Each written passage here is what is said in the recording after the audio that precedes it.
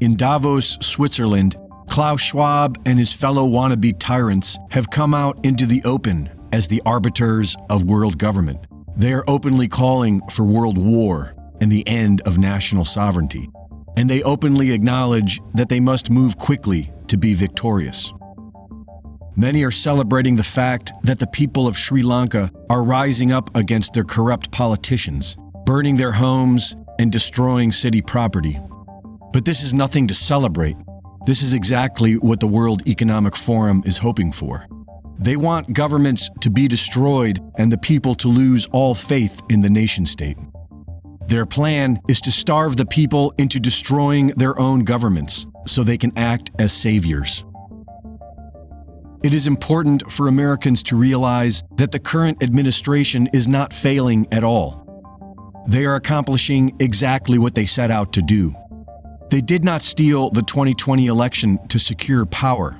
They did it to destroy America and destabilize the entire system. And they are rapidly succeeding. The voices calling for violence are as ignorant and mad as they sound. Violence towards who? How will you organize? And who are you going to fight? Your brainwashed sheep neighbors? That is exactly what the globalists want you to do. And if your plan is to wait until they come to your door, then you'll just be a dangerous animal in a cave on someone else's private property. But there are solutions. For example, before passing in March of 2022, the great Jordan Maxwell's last project was to save America from global governance with America 21. America 21's mission is to gut the system of globalist interference and reclaim all of America by 2025 so that we can rebuild our agriculture, production, and energy and become a self-sufficient nation that serves the people. America 21 is calling for a complete withdrawal from all treaties and influences of the United Nations and World Economic Forum. Washington, D.C. is just a symbol of our old corrupt federal government. The new world leaders are living abroad, and the only way they can control us is through the compliance of our local governments. According to America 21, your focus needs to be where you live, in your county and city.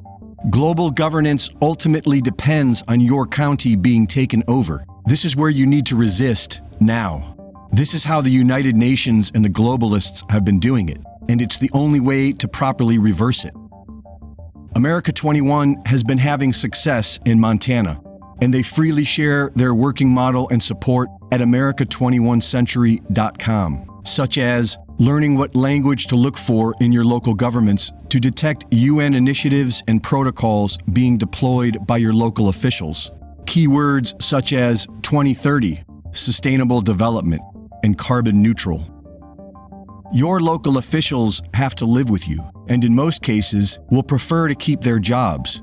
Our voting system may be broken, but our elected officials still work for us. And if enough of us come together, we can put the pressure on them to renounce global governance and to serve the will of the people. This is the law of the land. It really is just that simple. But we have to come together and get active. Americans have a choice. We can either take action to purge the system of corrupt politicians and their thugs, or we can stop complaining about them and be good slaves.